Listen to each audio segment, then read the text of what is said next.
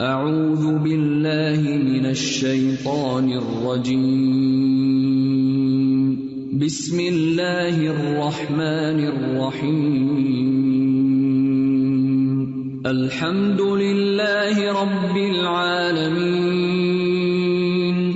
الرحمن الرحیم مالک یوم الدین ایاک نعبد وإياك نستعين اهدنا الصراط المستقيم صراط الذين أنعمت عليهم غير المغضوب عليهم ولا الضالين.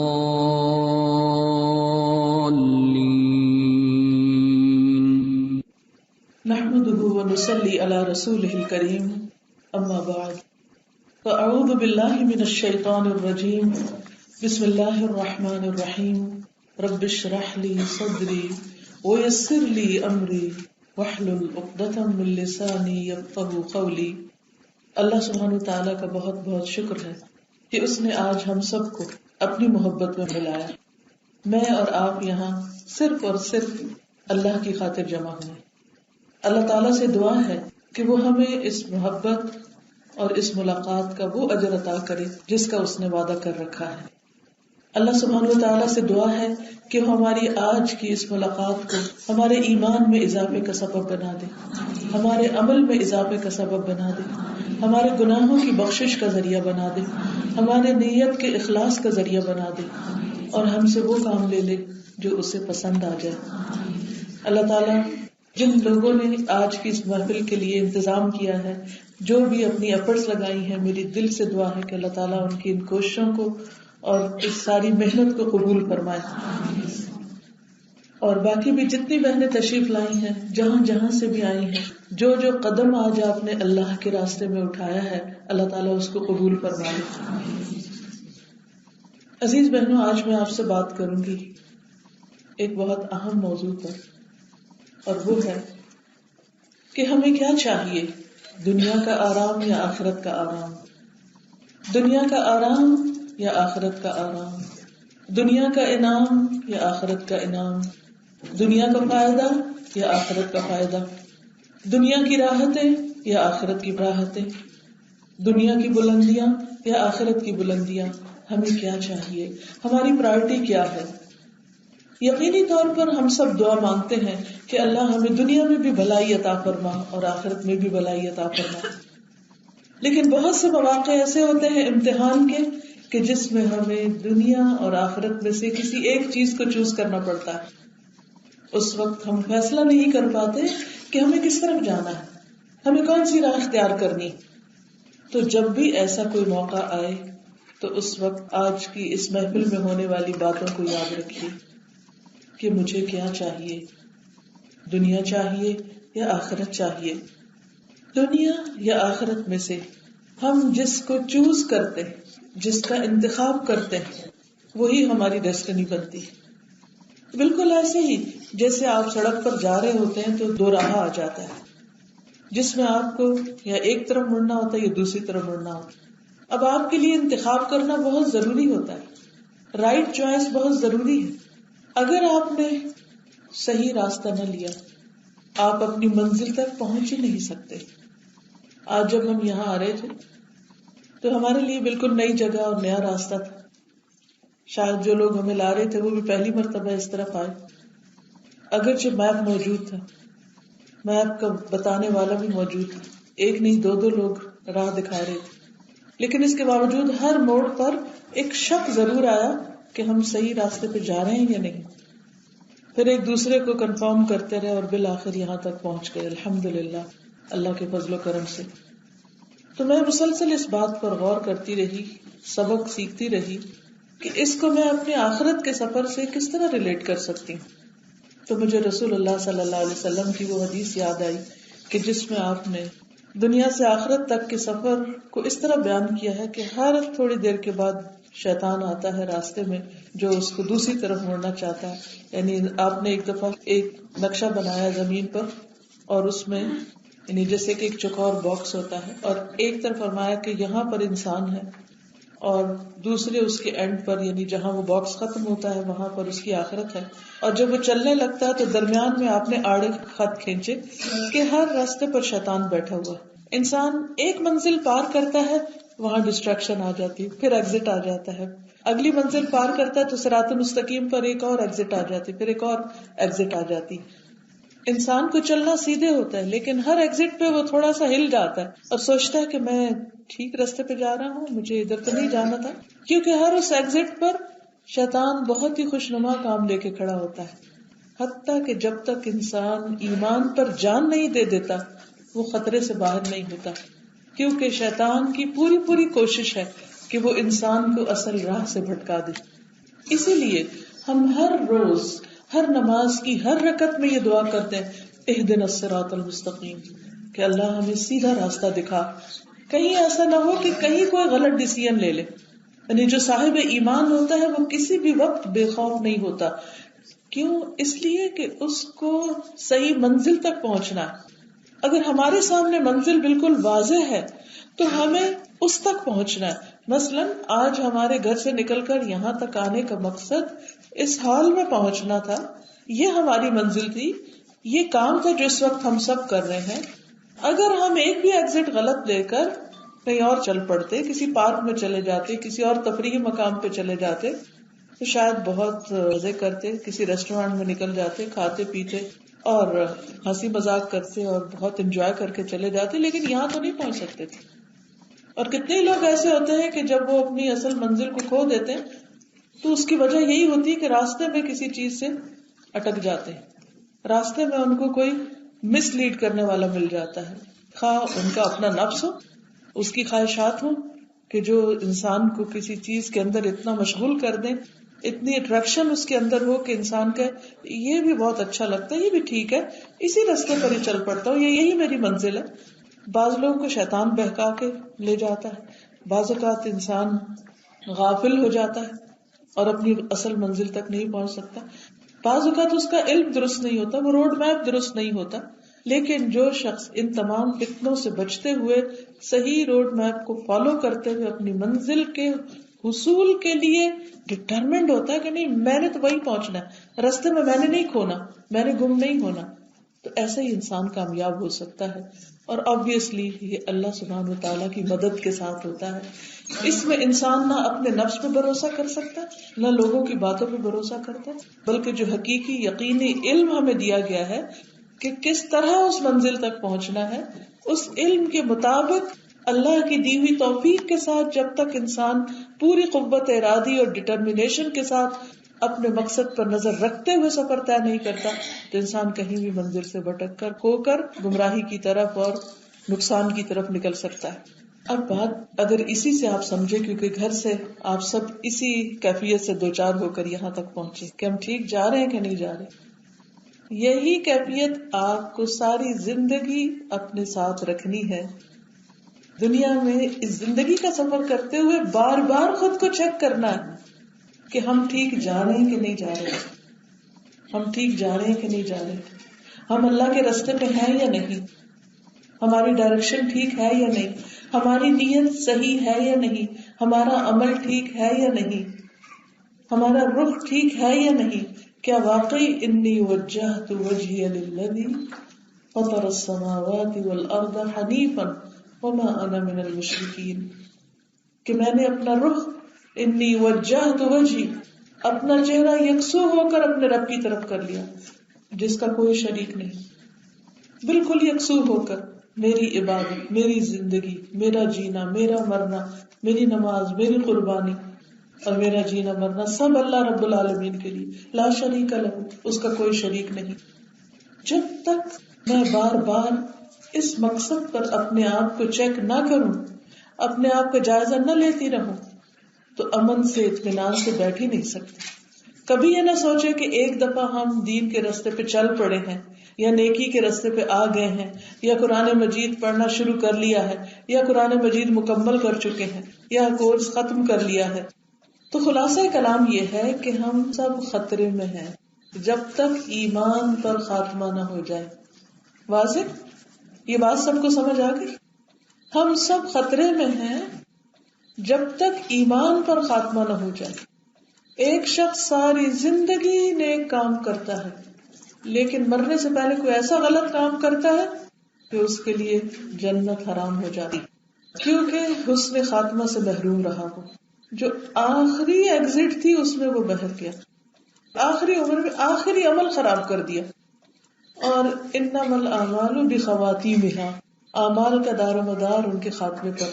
تو عزیز بہنوں، خواہ ہم نے کتنا بھی قرآن پڑھ لیا، کتنے بھی اچھے کام کر لیے، کتنے بھی بڑے نیکی کے کام کیے ہوں، کبھی ان پر فخر اور غرور نہ ہو، کبھی بھی ان کو اپنے لیے کافی نہ سمجھے، کبھی یہ نہ سمجھے کہ مجھے تو سب کچھ آتا ہے، کبھی نہ سمجھے کہ میں تو سب کچھ کرتی ہوں اور کیا کرنا ہے.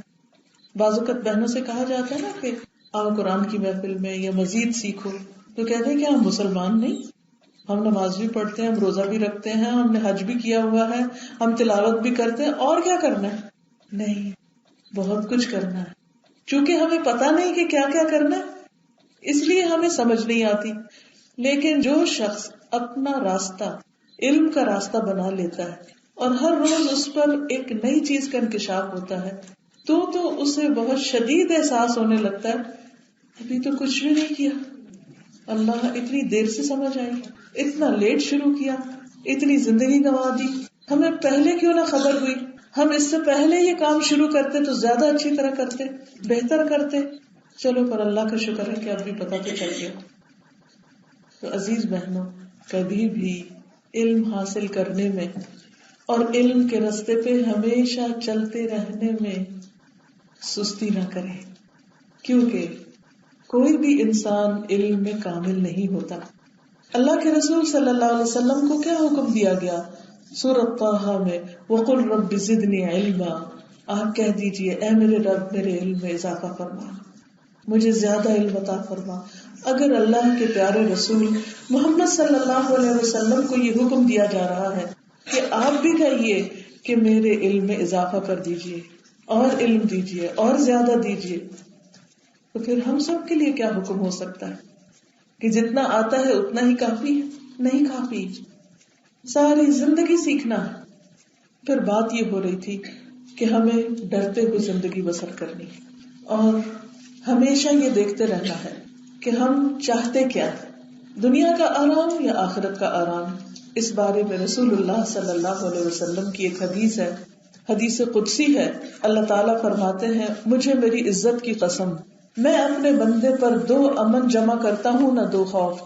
اگر میرا بندہ دنیا میں مجھ سے امن میں رہا یعنی مجھ سے نہیں ڈرا تو میں اسے بندوں کے حشر والے دن خوف دلاؤں گا. جو بندہ دنیا میں مجھ سے نہیں ڈرتا، نڈر ہو کے بے خوف ہو کے کام کرتا ہے تو اس کو کس دن سخت خوف لاحق ہوگا؟ حشر کے دن، جب بندوں کو اکٹھا کریں گے اللہ تعالیٰ. اور جو دنیا میں مجھ سے ڈر گیا تو لوگوں کے جمع ہونے کے دن میں اسے امن عطا کروں گا. آئیے بہنوں اپنے دل کا جائزہ لیں کہ ہمارے دل میں اللہ سبحانہ و تعالیٰ کا ڈر کتنا ہے. ہم سب اس بات کا دعویٰ کرتے ہیں کہ ہمیں اللہ کا بہت ڈر ہے، ہم ڈرتے ہیں، لیکن کیا واقعی ہم ڈرنے والے؟ ہم سب کو اس بات کے بارے میں خود کا جائزہ لینا چاہیے کہ کیا ہم اللہ تعالیٰ سے ڈرنے والے ہیں یا نہیں. اس کا کیا کرائیٹیریا ہوگا، کیسے پتا چلے گا؟ کہنے کو تو کوئی بھی کہتے ہو جی مجھے تو ڈر ہے. خاص طور پر آپ نے دیکھا ہوگا کہ اگر کسی بندے سے کبھی کہا جاتا ہے کہ خدا سے ڈرو، اب مثلا اپنے بچے کو کہتے ہیں خدا کا خوف کرو، یا کسی اور انسان کو کہتے ہیں کہ اللہ سے ڈرو اور یہ نہ کرو، تو کہتے ہیں تم اپنا کام کرو، تم ڈرو، میں ڈرتا ہوں پہلے سے. اذا قیل لہ اتق اللہ اخذتہ العزۃ بالاثم، جب اس سے کہا جاتا ہے اللہ سے ڈرو تو اس کو عزت کا خیال گناہ پہ جما دیتا ہے، ایگو پرابلم کا شکار ہو جاتا ہے اور گناہ پر اصرار بھی کرتا چلا جاتا ہے. اب آپ دیکھیے کہ پہچان کیا ہے کہ کوئی اللہ سے ڈرتا ہے یا نہیں. سورۃ یاسین میں اللہ تعالیٰ فرماتے ہیں انما تنذر من اتبع الذکر وخشی الرحمن بالغیب فبشرہ بمغفرۃ واجر کریم. بے شک آپ تو اسی کو خبردار کر سکتے ہیں جو ذکر کی پیروی کرے اور رحمان سے بن دیکھے ڈرے. یعنی اللہ تعالیٰ سے ڈرنے والا ہو وہ نصیحت قبول کرتا ہے, وہ ڈرتا ہے جو نصیحت کی پیروی بھی کرتا ہے. تو اس سے یہ پتہ چلتا ہے کہ ہمیں اپنا اگر جائزہ لینا ہے تو یہ دیکھنا ہے کہ جو علم ہم نے حاصل کیا اس پر ہم عمل کتنا کر رہے ہیں. کیونکہ اگر ہم علم پر عمل نہیں کر رہے تو اس کا مطلب ہے کہ ہم اللہ سے ڈرنے والے نہیں ہیں. اگر اللہ سے ڈرنے والے نہیں دنیا میں اور اللہ سے ڈر کے دنیا میں زندگی بسر نہیں کر رہے تو کہیں ایسا نہ ہو کہ قیامت کے دن خوف کا شکار ہو جائے. اب عمل کے لیے علم یہ ایک بہت اہم نقطہ ہے, کیونکہ بہت سے لوگ علم حاصل تو کر لیتے ہیں اور ان کے پاس علم کی کثرت بھی ہوتی, لیکن وہ صرف دوسروں کو بتانے کے لیے ہوتا ہے, خود اس پر عمل نہیں کرتے. وہ اوروں کو تو کہتے رہتے ہیں یہ کرو یہ کرو, لیکن خود نہیں کرتے اور نہ ہی اس کی کوئی کوشش کرتے ہیں. ابو درداء ایک صحابی ہیں رضی اللہ عنہ, وہ کہتے ہیں آپ اس وقت تک متقی نہیں بن سکتے جب تک کہ عالم نہ ہو, یعنی علم نہ ہو تو تقویٰ نہیں آتا, اور آپ کا علم اس وقت تک خوبصورت نہیں ہو سکتا, بیوٹیفائی نہیں ہو سکتا جب تک کہ آپ اس پر عمل نہ کریں. یعنی جب تک علم پر عمل نہ ہو اس علم کی خوبصورتی انسان کے اندر نظر نہیں آتی. حسن بصری کہتے ہیں عالم وہ ہوتا ہے جس کا عمل اس کے علم کے مطابق ہو, اور جس کا عمل اس کے علم کے خلاف ہو وہ بس روایت کرنے والا ہے, وہ صرف ٹرانسمٹ کر رہا ہے, ادھر سے پڑھ ادھر سے سن ادھر سے لے اور آگے دے, بس دیٹس اٹ. وہ اسے اپنے لیے نہیں لے رہا, وہ صرف دوسروں کے لیے لے رہا ہے کہ میں نے ان کو بتانا ہے ان کو بتانا ہے, اس کو نصیحت کرنی ہے لہٰذا میں علم جمع کر لوں. تو یہ نیت کا ہی فرق ہو گیا نا. تو جب انسان علم کی مجلس میں آئے, علم سے واسطہ پڑے, تو پہلی چیز یہ ہونی چاہیے کہ عمل کی نیت سے بیٹھے. یا اللہ تو مجھے ایسی چیز سکھا دے کہ جس سے میرا عمل بدل جائے, جس سے میرا دل بدل جائے, جس سے مجھے تیرا قرب حاصل ہو جائے.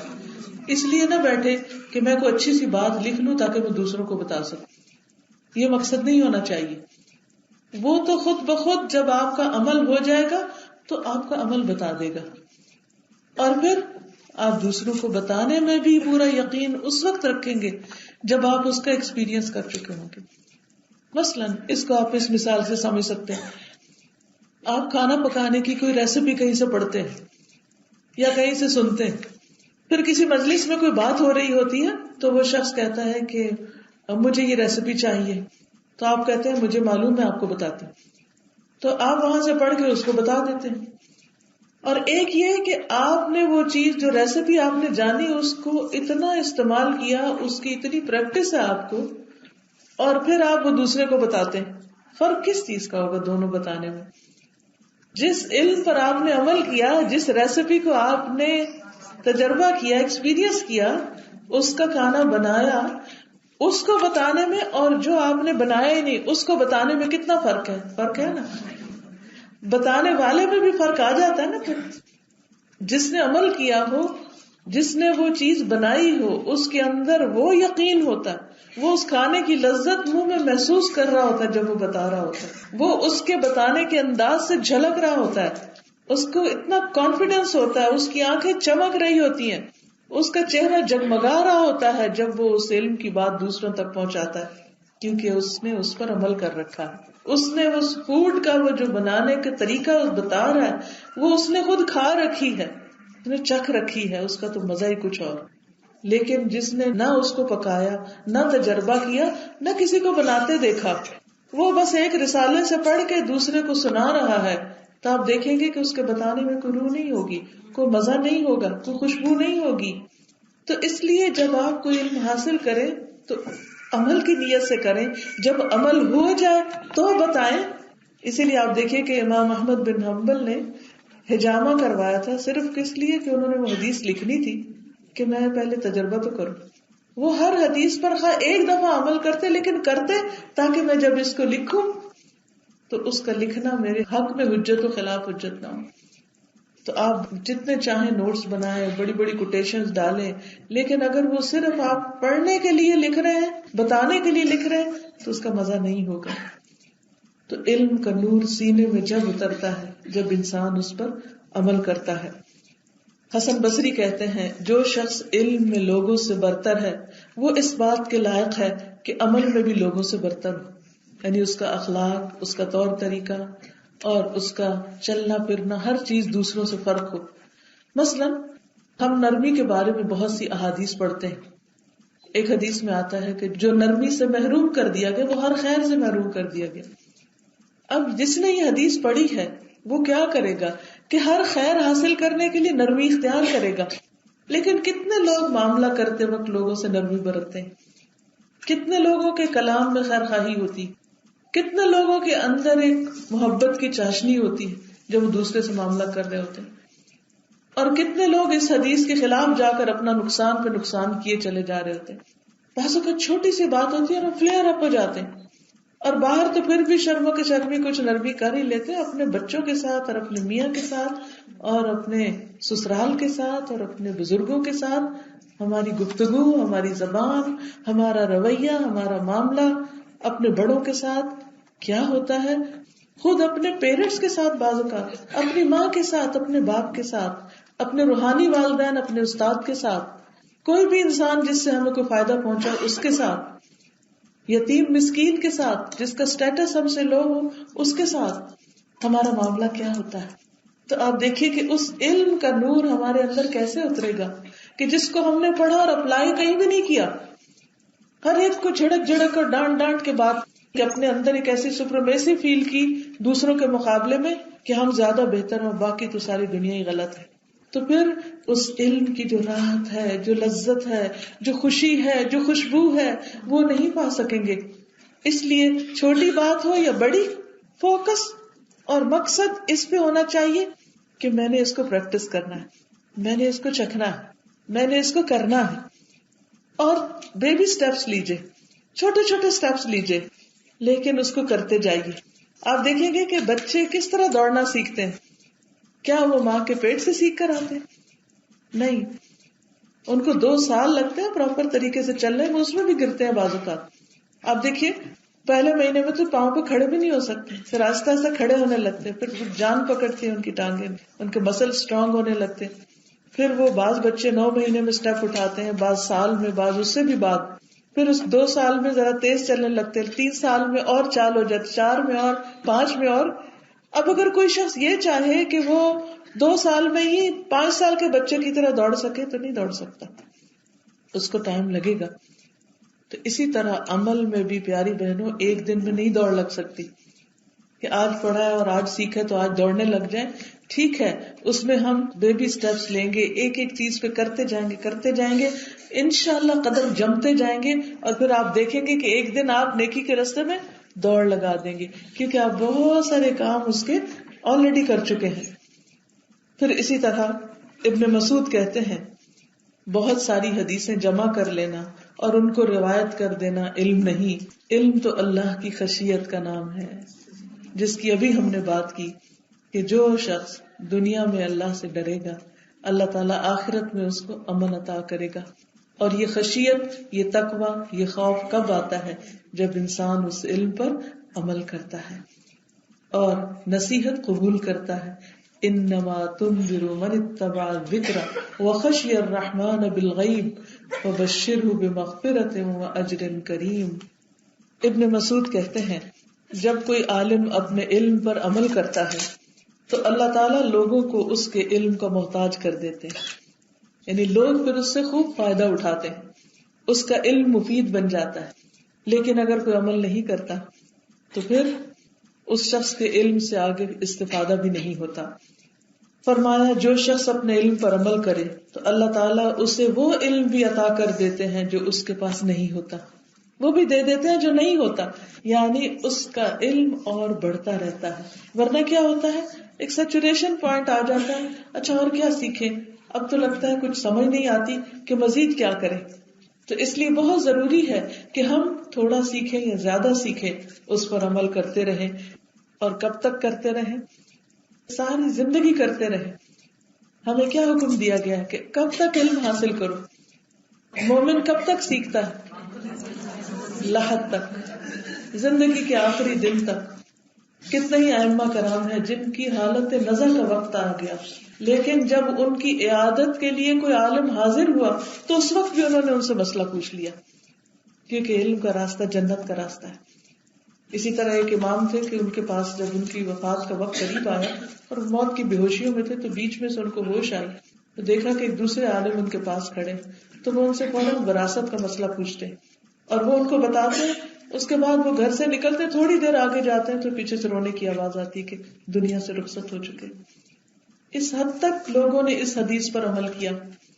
عزیز بہنوں، ہم اپنے بارے میں دیکھیں کہ ہر روز ہم کیا سیکھتے ہیں، کیا پڑھتے ہیں، کیا سنتے ہیں اور ان میں سے عمل کے کون سے نقطے نکالتے ہیں، اور اس کے ہم کتنے حریص ہوتے ہیں کہ کسی بھی مجلس میں بیٹھے، کسی بھی انسان کے پاس بیٹھے، اس کے پاس جو فائدہ مند علم ہو اس کے بارے میں اچھا سوال کریں اور اس سے پوچھیں، تبھی فائدہ ہے نا. مثلاً اگر آپ کا بینک بھرا ہوا ہے، آپ کا اکاؤنٹ ملینز میں ہے، لیکن اگر آپ اس میں سے کچھ نکالتے ہی نہیں، لیتے ہی نہیں، خرچ ہی نہیں کرتے، تو وہ ملین کس کا ہو جائے گا؟ اگر تو بچوں کو پتا ہے تو بعد میں بانٹ لیں گے، نہیں تو بینک والے ہی فائدہ اٹھائیں گے. کیا حاصل ہوگا؟ کچھ بھی نہیں. اسی طرح اگر علم میں سے خرچ نہیں کرتے، یعنی اس پر عمل نہیں کرتے، اس سے فائدہ نہیں اٹھاتے، تو وہ پھر آخرت میں بھی فائدہ نہیں دے گا بلکہ انسان کے خلاف حجت بن جائے گا. تو علم خشیت پیدا کرتا ہے، علم اللہ کا ڈر پیدا کرتا ہے. جیسا کہ قرآن مجید کی ایک اور آیت آتی ہے، انما یخشی اللہ من عبادہ العلماء، بے شک اللہ سے ڈرتے ہیں اس کے علم والے بندے. اگر ہم چاہتے ہیں کہ آخرت میں امن سے رہیں تو کیا کرنا ہوگا؟ دنیا میں ڈر کے رہنا ہوگا. کس سے ڈر کے؟ لوگوں سے نہیں، اللہ سے ڈر کے. اگر ہم چاہتے ہیں کہ ہمارے اندر اللہ کا ڈر پیدا ہو تو کیا کرنا ہوگا؟ علم حاصل کرنا ہوگا. بات واضح؟ یعنی دو میں سے ایک ڈر تو دیکھنا پڑے گا، یا دنیا کا یا آخرت کا.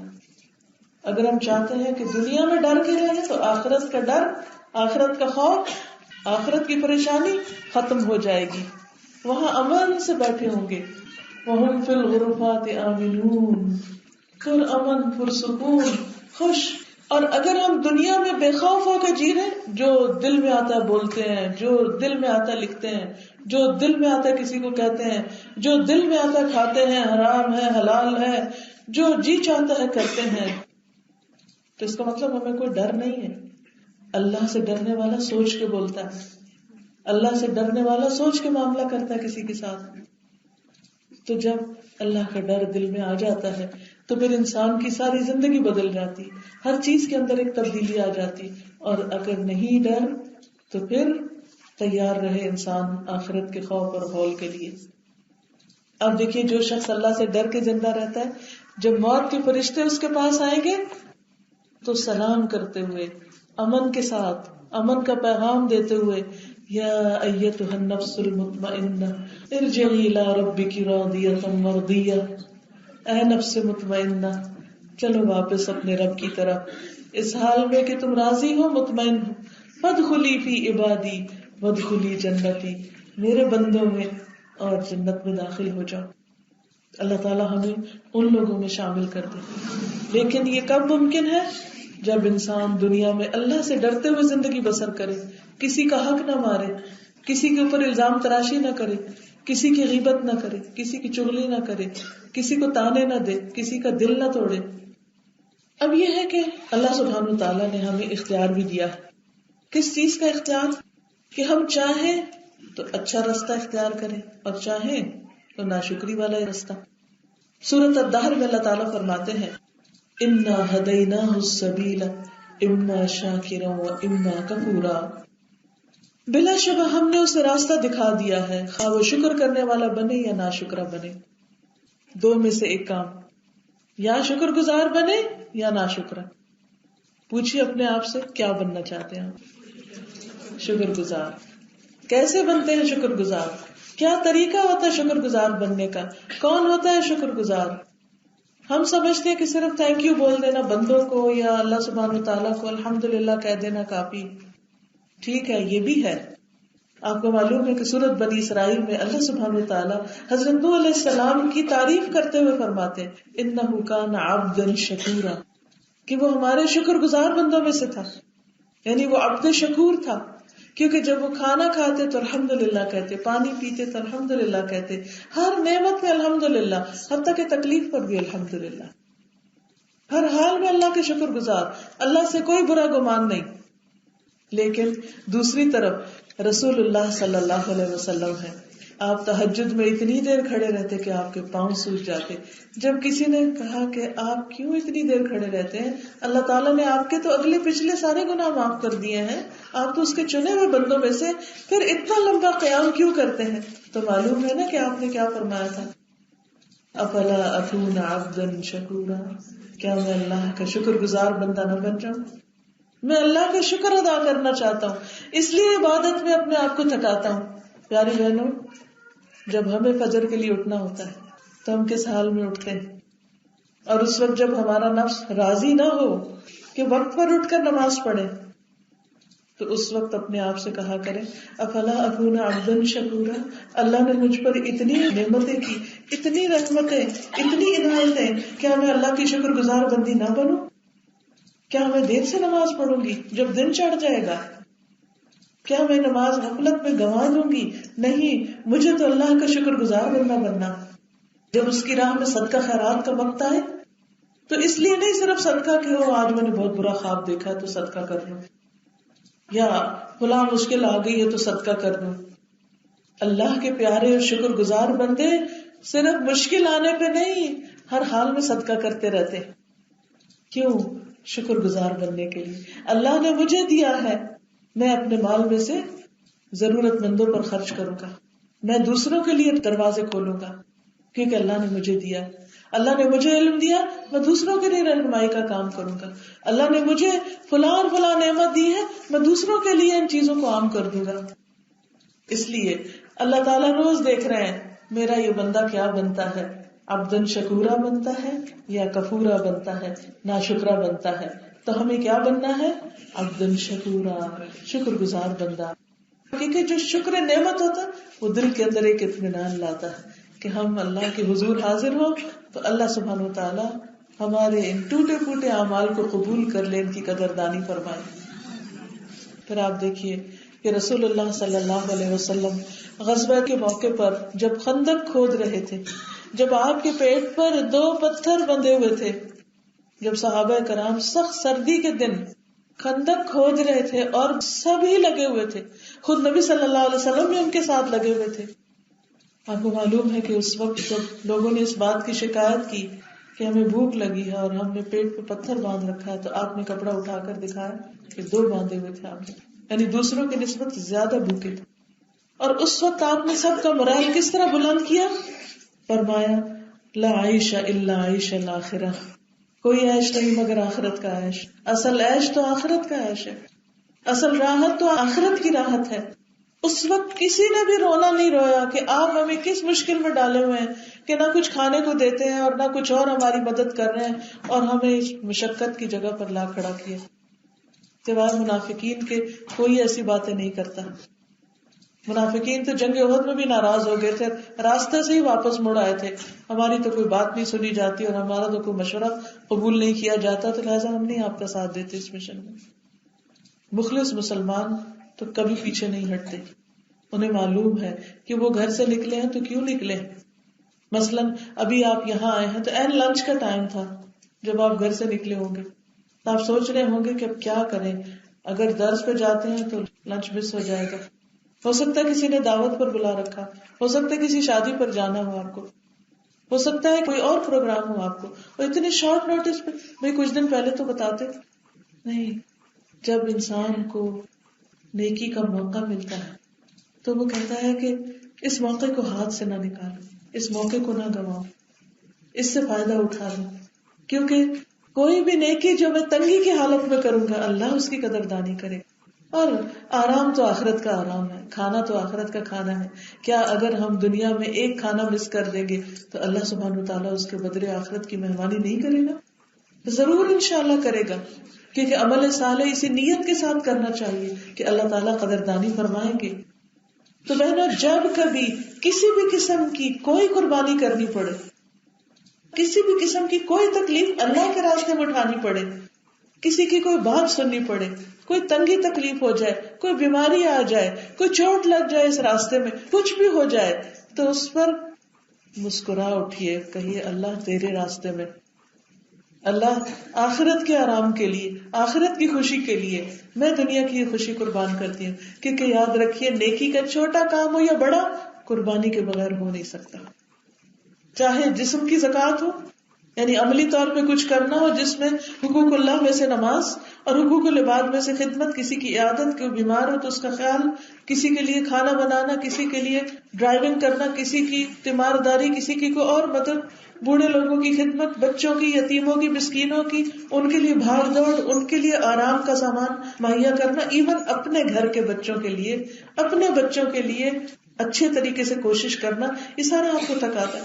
ہو سکتا ہے کہ آپ ان خواتین میں سے جو سارا دن بھاگ رہی صبح سب سے پہلے اٹھتی اور بچوں کی ساری خدمت کرتی اور پھر کھانا بناتی اور پھر بچوں کو اسکول لے کے جا رہی اور پھر اسکول سے واپس لا رہی اور پھر ان کے کپڑے دھو رہے، لانڈری کر رہے ہیں، گھر صاف کر رہے ہیں، شوہر کی باتیں سن رہے ہیں، بعض اوقات سسرال والے بھی بیچ میں آ کے کچھ سنا دیتے ہیں، سارا دن بھاگ رہے اور پھر اپنے لیے وقت نکالتی ہیں کہ عبادت بھی ساری ہو جائے، نماز بھی ہو، قرآن بھی ہو، اور پھر اس بات کی بھی حرص رکھتی ہے کہ دین کی تعلیم کے لیے کچھ وقت نکالیں، اور آپ تھک کے بیٹھ جاتی ہیں. یا اللہ، اس وقت سوچیے کیا خیال آتا ہے، یہ تو نہیں کہ میری تو قسمت پھوٹی ہوئی ہے، یہ سب مصیبت میرے گلے میں پڑی ہوئی ہے اور یہ سب یہ سب میں ہی کیوں کروں، فلاں کو تو نہیں کرنا پڑتا اور فلاں کو نہیں کرنا پڑتا. نہیں، اس وقت بھی کہا کہ الحمدللہ، الحمدللہ اللہ نے مجھے گھر کی چھت دی،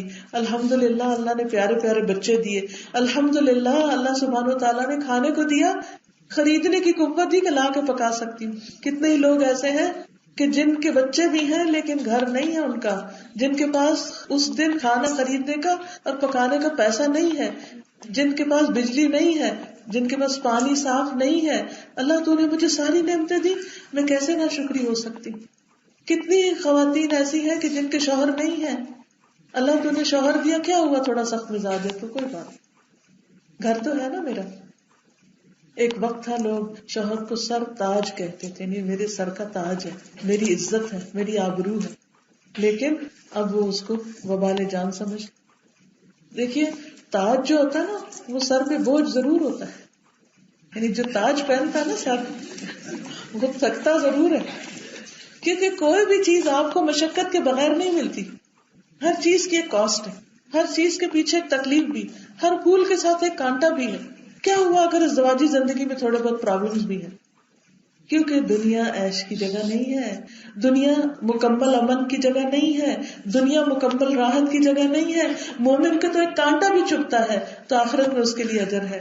کس طرح ہم ان ساری چیزوں سے بے خوف ہو سکتے؟ جس کی سوچ درست ہوگی، جو ساری تھکاوٹ پر اللہ کا شکر ادا کرے گا، اللہ اس کے لیے آخرت میں عمل لکھ دے گا.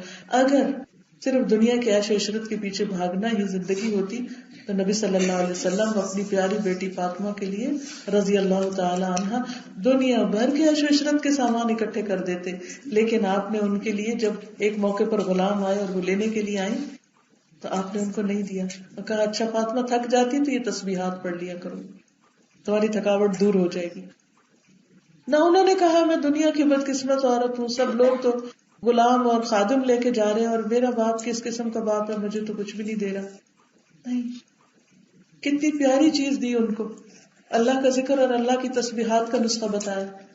تو جو خواتین حضرت فاطمہ کے نقش قدم پر چل رہی ہیں اور ان کو گھر کے کاموں میں کوئی ہیلپ نہیں، کسی قسم کی کوئی مدد نہیں، اور وہ تھک ہار جاتی ہیں اور کوئی اپریشیٹ بھی نہیں کرتا، تو اس وقت وہ اپنے رب کو پکارا کرے، رب تو دیکھ رہا ہے نا، یہ دن رات گاڑی چلا رہی ہے تیرے لیے چلا رہی ہوں، رب تو دیکھ رہا ہے یہ پکا رہی ہوں صبح شام تیرے لیے پکا رہی ہوں، مجھے تجھ سے اجر چاہیے.